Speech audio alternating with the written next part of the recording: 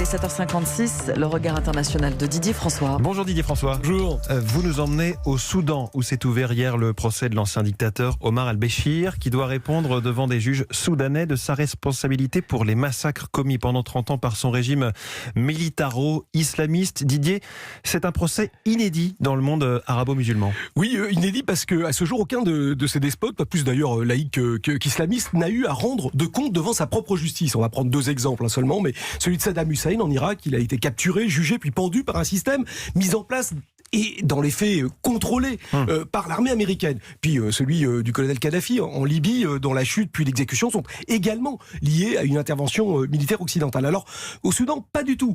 Omar el-Béchir a été renversé par sa population en avril de l'année dernière, après plusieurs semaines de manifestations massives. Le dictateur n'a pas été tué, il a été arrêté par son armée, qui a fini par se retourner contre lui. Oui. Et puis il est jugé à Khartoum, dans la capitale du Soudan, par 3 magistrats soudanais.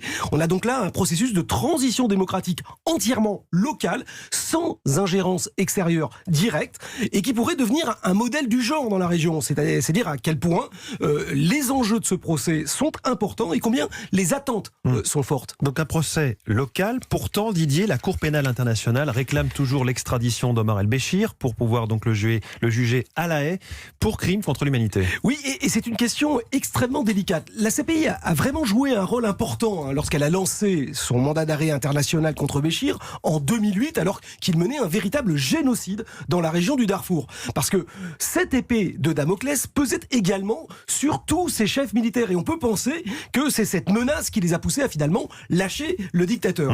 Et puis le nouveau gouvernement de transition représente justement cet équilibre subtil entre les opposants issus de la société civile et puis ces officiers transfuges qui certes sont mouillés dans les crimes de l'ancien régime, mais qui aujourd'hui acceptent le jeu des réformes. Par exemple, interdiction de l'excision des femmes, abrogation du crime d'apostasie pour un musulman converti ou autorisation accordée aux chrétiens de boire de l'alcool. Et puis surtout, ils ont imposé la dissolution des milices islamistes qui étaient le fer de lance de cette politique de nettoyage ethnico-religieuse menée pendant 30 ans par Omar al-Béchir.